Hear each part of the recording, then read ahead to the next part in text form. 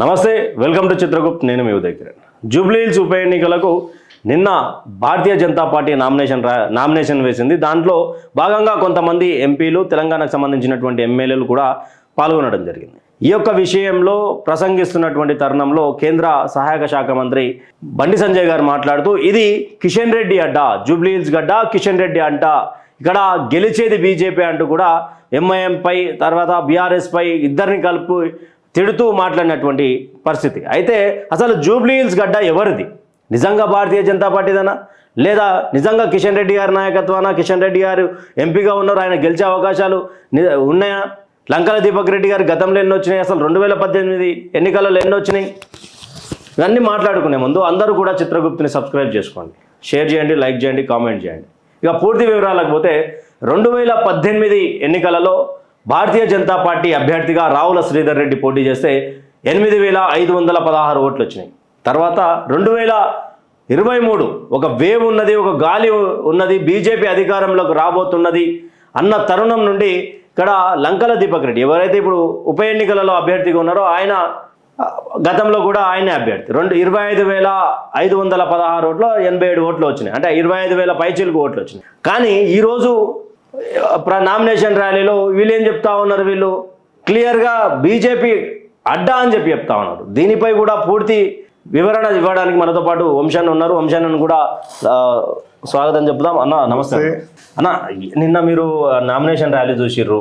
జూబ్లీహిల్స్ అడ్డాగా జూసఫ్గూడ్ సెంటర్లో కిషన్ రెడ్డి గారు అడ్డా అని చెప్తా ఉన్నారు. అంటే దీని వెనుక మర్మం ఏమి ఉండొచ్చు అన్న? అదే నేను ఒక విషయం స్పష్టం చేద్దాం అనుకున్నా. నేను ఇక రాజకీయాల గురించి కానీ ప్రధానంగా బీజేపీ పార్టీ గురించి మాట్లాడొద్దాం అనుకున్నా. కానీ నిన్న ఈ కామెంట్ చూసిన తర్వాత నాకు కోపం రాలేదు, ఆవేశం రాలేదు, బాధ కలగలేదు. ఎందుకంటే ఏమైనా అవుతుంది అన్నప్పుడు బాధ ఉంటుంది, ఏం కాదన్నప్పుడు పెద్ద బాధ కూడా ఏమి ఉండదు. ఒక రకమైన ఒక నవ్వు వచ్చింది నాకు. అంటే ఏమనుకుంటున్నారు ప్రజలు అనేది? పిచ్చోళ్ళు అనుకుంటున్నారా? ఆ కార్యకర్తలకి మెదడు లేదనుకుంటున్నారా? అంటే రాజకీయ పరిజ్ఞానం లేదా బీజేపీ కార్యకర్తలకి? అసలు వీళ్ళు ఏమనుకుంటున్నారు మన అందరినీ? అయితే దాని గురించే మధ్యలో మోడీ గారు ఎందుకు పెట్టినాము? ఆయన నా వ్యక్తిగతంగా మహారాణా ప్రతాప్, ఛత్రపతి శివాజీ మహారాజ్ తర్వాత ఆయన ఒక కారణ జన్ముడు, అదే సామాన్య వ్యక్తి కాదు, ప్రపంచ స్థాయి నాయకుడు. ఆయన అసలు వీళ్ళని ఎట్లా ఉపేక్షిస్తున్నాడు నాకైతే అసలు వీళ్ళ మీద నాకేమనిపిస్తలేదు. నాకు అసలు వారి మీదనే అసలు కరెక్టే, మీకు మిత్రుడు కావచ్చు, మీకు దగ్గర కావచ్చు, ఏదైనా కావచ్చు, కానీ ఎట్లా ఉపేక్షిస్తున్నారు? ఇప్పుడు మనము బీజేపీ అంటే రాష్ట్రీయ స్వయం సేవక్ సంఘ్ అనుబంధ సంస్థ, వివిధ క్షేత్రాల్లో ఒక సంస్థ. ఇప్పుడు మనం రాష్ట్రీయ స్వయం సేవక్ సంఘ్ పరం పూజనీయ డాక్టర్ జీ అని మొదలుపెట్టి 100 సంవత్సరాలు, ఇప్పుడు మనము 100 సంవత్సరాల శతాబ్ది ఉత్సవాలు జరుపుకుంటున్నాం. కర్ణాటకలో చూసుండొచ్చు మీరు, బ్యాన్ చేసి మేము ఉద్యోగాలు తీసేస్తామంటే కూడా ప్రభుత్వ ఉద్యోగాలు చేస్తూ స్వయం సేవకులు భయపడతలేరు. ఏదైతే ఆయన చూసుకుందామని అది తెగువ సంఘ పరివార్ది. సంఘ పరివార్ అని రాష్ట్రీయ స్వయం సేవక సంఘాన్ని పెట్టింది వ్యక్తులని పెంచి పోషించడానికి కాదు, భారతదేశాన్ని, భారత సమాజాన్ని, హిందూ ధర్మాన్ని, మన సమాజాన్ని ప్రపంచ స్థాయిలో విశ్వగురువు చేయాలనే సంకల్పంతో నడుస్తుంది. మోదీ గారు తీసుకెళ్తున్నారు.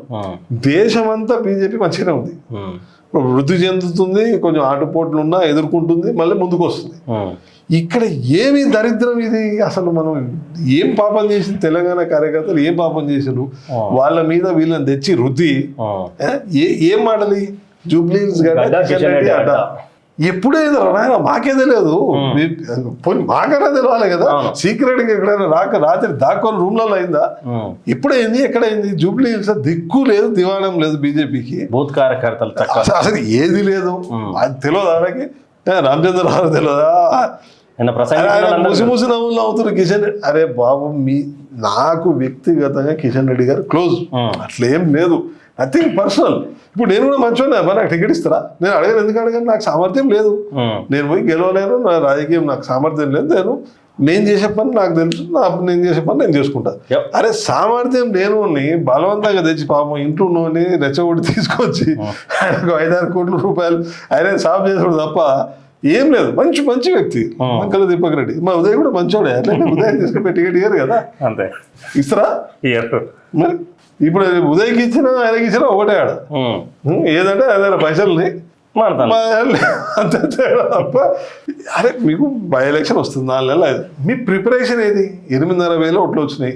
ఎందుకు వచ్చినాయి? ఈ పరిస్థితి ఎందుకు వచ్చింది? మనం ప్రైమ్ మినిస్టర్ ఎవరు? ఆయన నరేంద్ర దామోదర్ దాస్ మోదీ ప్రైమ్ మినిస్టర్. ఆయన ప్రైమ్ మినిస్టర్ ఉన్న దగ్గర మనం ఎంత ఎఫర్ట్ పెట్టాలి ఏంటిది ఆలోచన ఉండాలి కదా. ఒకసారి ఏమో రామచంద్రన్ అన్న మిసైల్ అంటాడు. అరే అంతరిక్షాన్ని పంపిస్తావా ఆయనని? మిసైల్ ఏది రా ఆయన ABP senior advocate, season politician. సరే ఆయన కాలం కర్మ కలిసి రాలే. ఆయన కూడా అక్కడిక్కడ దుంకి టీఆర్ఎస్ కాంగ్రెస్ అక్కడ దుంకితే 4 సార్లు ఎమ్మెల్యే కాకపోనా అవుతుండే. మరి 2014 ప్రపంచంలో ఆయన ఎక్కడ ఎంతసేపు అయినా అట్లా కాదండి నేను వస్తానంటే కేసీఆర్ అవుతుంటారా? తీసుకుపోయి టికెట్ ఇస్తుంటే ఎప్పుడు ఎమ్మెల్యేనా ఎంపీనా అవుతున్నాయి. అది విషయం కాదు. సరే ఉన్నారు చేస్తున్నారు. మీ పని ఏదో మీరు మూసుకొని చేసుకొని పోక అంటే అక్కడ మాకు ఏం అర్థమైందంటే ఇప్పుడు ఈయనకి క్యాబినెట్ ర్యాంక్ కావాలి అర్జెంట్గా విస్తరణలో. ఇంకేం అర్థమవుతుంది మనకి? ఇప్పుడు విస్తరణ కాబోతుంది. ఇప్పుడు కిషన్ రెడ్డి అడ్డా అంటే ఈయన పోయి ఈయననే గెలిపించుకురావాలని అర్థం. ఈయన ఆయన సీటే ఆయన గెలవలేడు. అది వాస్తవం. నచ్చినా నచ్చకపోయినా వాస్తవం. అది కిషన్ రెడ్డి గారి సొంత సీటు అంబర్పేటలో ఎమ్మెల్యే ఉన్నప్పుడు ఎన్నడూ కార్పొరేటర్ గెలవలే. ఈవెన్ అడప నాకైతే గుర్తులేదు ఒక్క సింగిల్ కార్పొరేటర్ గెలి. అరే ఆయన ఎమ్మెల్యే ఉన్న దగ్గర కార్పొరేటరే గెలిపించుకోలేడు. ఎంపీ ఉన్న దగ్గర కూడా జూబ్లీహిల్స్ అడ్రస్ లేని దగ్గర పోయి అంటే నువ్వు పోయి అడ్డా అంటే అడ్డా అయిపోతుందా? కొద్దిగా మనం ఏం మాట్లాడుతున్నాము బీజేపీ కార్యకర్తలు కూడా చూస్తారు, నవ్వుతారు అనే కొద్దిగా ఆలోచన చేయాలి కదా. కాదన్న అంటే కేంద్ర మంత్రి ఆ మాట మాట్లాడితే ఏమన్నా లోపల ఇద్దరు కేంద్ర మంత్రులే కదా, జూనియర్ క్యాబినెట్ పగడబందీ ఏమైనా ప్లాన్ చేసి జూబ్లీహిల్స్ గెలిచే అవకాశాలు ఉంటాయి. ఇట్లా మన ఇద్దరం కూర్చొని డిసైడ్ చేసుకున్నట్టు నువ్వు అక్కడ పోటీ చేయి నేను ఇక్కడ పోటీ చేస్తా నీ అడ్డా అంటే అయిపోయారా. అంటే ఇప్పుడు 25,000 ఓట్లు వచ్చినాయి. ఇప్పుడు మెజార్టీ కావాలంటే లాస్ట్ టైం 54,000 చిల్లర తక్కువ వచ్చింది మాగంటి గోపినాథ్కి బీజేపీకి. అంటే ఇప్పుడు అన్ని కవర్ అయిపోతాయి. అంటే నవీన్ యాదవ్ మరి అడ్డా కదా ఎవరు చేస్తారేమో మరి కేంద్రం పోనీ సమీకరణం ఏముంది మీ దగ్గర? మీకు కొత్తగా మీరు చేసే అద్భుతాలు ఏమున్నాయి? సమీకరణం ఏంటిది మీ దగ్గర? నాకు అర్థం కాదు ఏంటంటే కాంగ్రెస్ ప్రభుత్వంలో ఉన్నది అభ్యర్థిని పెట్టడానికి పోటీ ఉన్నది, ఇబ్బంది ఉన్నది. తర్వాత బీఆర్ఎస్ వాళ్ళు కొంచెం ఆలోచించారు ఎవరు మాగంటి సునీతకి ఇస్తే బాగుంటుందా, విష్ణువర్ధన్కి ఇస్తే బాగుంటుందా, బొంతురా ఇంకెవరికన్నా ఇస్తే బాగుంటుందా. బీజేపీ వాళ్ళు అట్లా లేరు ఇట్లా లేరు. కానీ అభ్యర్థిని నిలబెట్టినాక అందరు నిలబెట్టినాక అభ్యర్థిని నిలబెట్టారు. నామినేషన్ అందరికంటే లాస్ట్ వేసారు. రాజకీయ వ్యూహం లేదు, రాజకీయ పరిజ్ఞానం లేదు. మేము ఏం మాట్లాడుతున్నాము ఎవడన్నా నవ్వుతాడు అనేది కూడా లేదు. నవ్వరా? జూబ్లీహిల్స్ గడ్డ జూబ్లీహిల్స్ పబ్లిక్ కూడా నవ్వుతుండొచ్చు. ఎప్పుడైంది నా బాబు మాకే తెలియకుండా ఎప్పుడైంది? అరే కనీసం జూబ్లీహిల్స్ అన్న కదా తెలవాలి కదా అడ్డా అయిందని. జూబ్లీహిల్స్ అని కూడా తెలియదా జూబ్లీహిల్స్ కిషన్ రెడ్డి అడ్డా అయిందని? తెలియదు. నేను సికింద్రాబాద్ ఓటర్నే.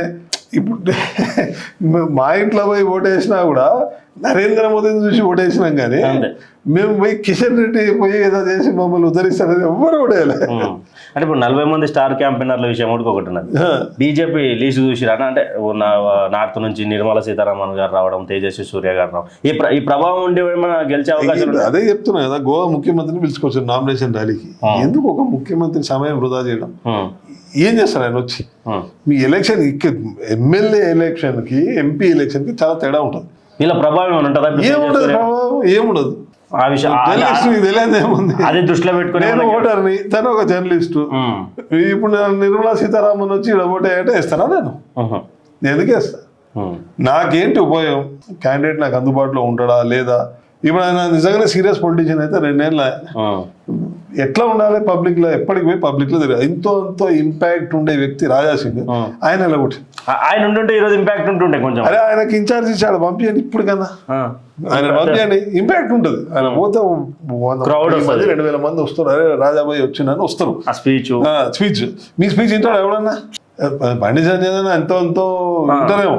కిషన్ రెడ్డి మాట్లాడితే ఎవడు వింటాడా? ఎవడో వింటున్నా? ఎవడు పట్టించుకుంటాడు? అంటే ఇప్పుడు బండి సంజయ్ ఒక మాట మాట్లాడు, జూబ్లీహిల్స్ లో మనం గెలుస్తున్నాం, పెద్దమ్మ గుడి కట్టిస్తున్నాం అని. ముత్యాలమ్మ గుడి నుంచి మొదలు పెట్టుకుంటే 22 గుళ్ళ మీద దాడి. అరే డిఎస్ఆర్ వాడు బిల్డింగ్ కడుతున్నా కుల కొట్టి మనోడు గిరీష్ అరిసి గొంతెండిపోయింది. పంచలింగాల మీద రాష్ట్రీయ వానర్స్ కొట్లాడుతుంది. బీజేపీ కనీసం ఒకరు స్పందించాలి. మన బండి సంజయ్ గారి కన్నా రాష్ట్రీయ వానర్స్ ఎక్కువ కొట్లాడుతుంది. ఇప్పుడు పెద్దమ్మ గుడి విషయం, పెద్దమ్మ గుడి కట్టడానికి ఎమ్మెల్యే ఎప్పుడు కూడా రాజకీయంకి దీనికి లింక్ పెట్టద్దు. ఇదే రామ మందిరం కట్టాలా సెంటర్లో మన పవర్ ఉంటుంది తప్ప కట్టలేము అంటే సరే నమ్మిను ఓటేసాను అది చేశాను మాట ప్రకారం. దీని ఎమ్మెల్యేకి గుడికి ఏం సంబంధం? కేంద్ర హోంశాఖ సహాయ మంత్రివి, నీకు ఏమడం ఉంది? చెయ్యి. ఇప్పుడు వద్దనది వాడు ఒక ఆయనేమో సీనియర్ అయిన మంత్రి, సహాయ మంత్రి, ఇద్దరు కలుసుకుంటే గుడి ఎందుకు కాదా? మీరు తలుచుకుంటా కదా? మీకు సంఘ పరివార్ ట్రైనింగ్ ఇదేనా? ఇప్పుడు సంఘ పరివార్లో తయారైన టాలెంట్ ఇప్పుడు రేవంత్ అని ఎడికెళ్ళొచ్చు. కర్మాగారం మనదే కదా, రాష్ట్రీయ స్వయం సేవక్ సంఘ్ ట్రైన్డే కదా. స్కూల్ ఏది? ఆయన ఎడగల పోవచ్చు.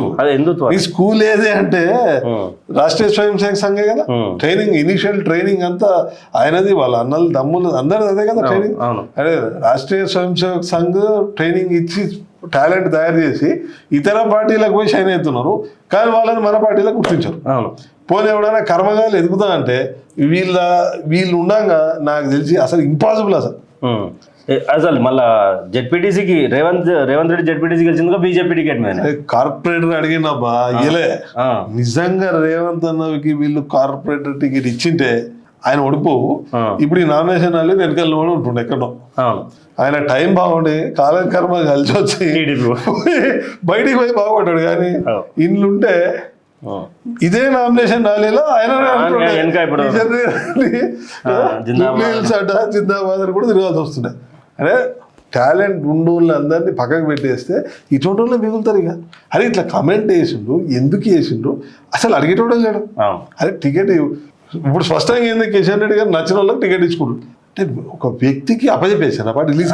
దీని మీద రాజాసింగ్ కూడా కామెంట్ చేసిండు, ఇదేమి రాజ్యం ఇదే రాజ్యం, కిషన్ రెడ్డి రాజ్యం అని చెప్పేసి. లంకల్ దీపక్ రెడ్డి నథింగ్ పర్సనల్. ఇప్పుడు చూస్తున్న వాళ్ళు ఎవరో అనుకోవచ్చు నథింగ్, కానీ ఎన్నో ఇట్లా చిరాకు వస్తుంది మాకు కూడా చూసి.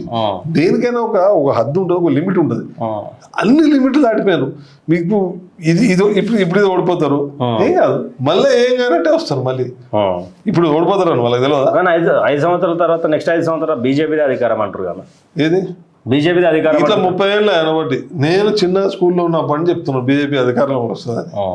నాకు తెల్లెడుకలు వచ్చి 48 ఏళ్ళు వచ్చినాయి. ఇప్పటికి అదే అంటున్నారు. ఫైనల్ గా నిన్న ఏదైతే ర్యాలీ టైంలో రఘునందన్ రావు మాట్లాడింది కావచ్చు, బండి సంజయ్ గారు మాట్లాడింది కావచ్చు, కిషన్ రెడ్డి గారు మాట్లాడింది కావచ్చు, పాయల్ శంకర్ మాట్లాడింది, బీజేపీ నాయకులంతా మాట్లాడిన విషయంలో ఒకటి ఎంఐఎం టార్గెట్ చేశారు. అక్బర్దీన్ కేసీఆర్ కాడికి 200 కోట్లు తెచ్చినని బండి సంజయ్ గారు మాట్లాడారు.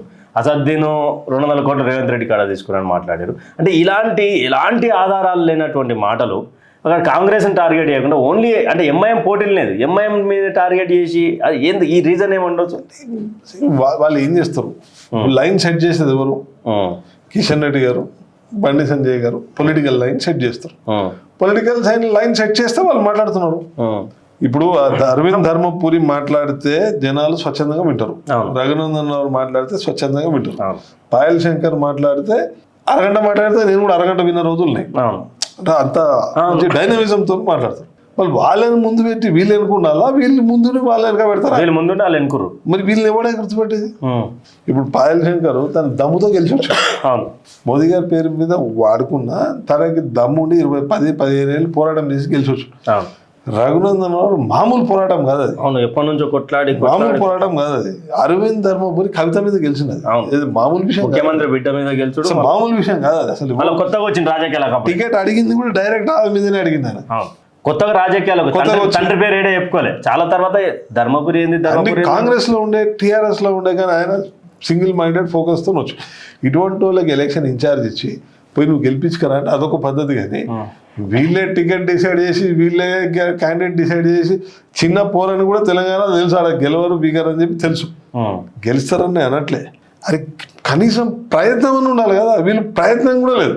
ఇప్పుడు లాస్ట్గా ఒక క్వశ్చన్, బండి సంజయ్ గారు కామెంట్ చేసి 200 కోట్లు అంటే తమ్ముడు 200 కోట్లు టీఆర్ఎస్ కాడ తీసుకుంటూ 200 కోట్లు అసద్దీన్ కాంగ్రెస్ కాడ తీసుకుంటాడు. దీని మీద ఎంఐఎం సోషల్ మీడియా కనుక పడితే ఎవరికి డ్యామేజ్ అవుతుంది? అంటే ఈ మాటకు 200 కోట్లు తీసుకున్నట్టు ఆధారాలు ఏమైనా చూపించమంటే భారతీయ జనతా పార్టీ ఆధారాలు ఇచ్చే అవకాశాలు ఉంటాయి. ఇవన్నీ మీరు పవర్లో ఉన్నారు, నిజంగానే 200 కోట్ల లావాదేవీలు అయితే మీరు యాక్షన్ తీసుకోవాలి. కానీ ఉట్టి మాటలు మాట్లాడే లాభం ఉన్నది, దమ్ముంటే యాక్షన్ తీసుకోవాలి. ఎవడా సెంట్రల్ ఏజెన్సీస్ ఉన్నాయి కదా, డిఆర్ఐ ఉంది, డైరెక్టరేట్ రెవెన్యూ ఇంటెలిజెన్స్ ఏం చేస్తుంది మరి? నిద్రపోతుందా? లేపరాదు. మరి నిద్రపోతున్న డిఆర్ఐని లేపండి. ఇన్కమ్ ట్యాక్స్ ఏం చేస్తుంది? ఈడీ ఏం చేస్తుంది? మీ చేతుల్లో ఉన్నాయి కదా అన్ని వ్యవస్థలన్నీ, మీ చేతుల్లో ఉన్నాయి కదా. నిరాధారమైన ఆరోపణలు చేసి లాభమే ఉండదు. లాస్ట్గా ఇది చెప్పండి, ఎన్ని లక్షల ఓట్లతోటి 1,00,000 మెజార్టీ ఉంటుందన్న బీజేపీకి ఎక్కడ? జూబ్లీ మొత్తం ఓట్లన్నీ ఇటే పడుతుంది. 2 లక్షల మెజార్టీ. థ్యాంక్ యూ అన్న, థ్యాంక్ యూ ఫర్ జాయినింగ్ అన్న. నమస్తే. ఇది నథింగ్ పర్సనల్. ఎవరిని మేము కించపరచాలనే ఉద్దేశం మాకు లేదు. మీరు చేసిన కామెంట్కే మాకు కోపం వచ్చింది తప్ప ఇంకేం లేదు. మీరు ఇట్లా పిచ్చి పిచ్చిగా మాట్లాడితే మేము కూడా ఇట్లా రియాక్ట్ కావాల్సి వస్తుంది. మీకు ఆడ దిక్కు లేదు, సపోర్ట్ చేయకుండా ఉండండి. కార్యకర్తలకు ఏం చెప్పాలి? కార్యకర్తలకి మనోభావాలు దెబ్బతీయద్దు దయచేసి. తీస్తే ఇట్లానే ఉంటుంది మరి reaction. Right right, thank you. నమస్తే. ఇది మొత్తానికైతే వంశన్న గారు చెప్పినటువంటి మాటలు విన్నారు కదా. అక్కడ కనీసం అభ్యర్థులు లేనటువంటి స్టేజ్ నుండి తర్వాత అక్కడ కనీసం గెలుస్తారా అనే స్టేజ్ ఉండే, ఎవరైతే పబ్లిక్ ఫిగర్ ఉండేనో, ఎవరైతే మాటలకు 1000-2000 మంది జమ అవుతుండేనో, 1000-2000 మంది జమ అవుతున్నా ఆ 2000 ఆ మనిషిని తీసుకుపోయి సస్పెండ్ చేసేసారు.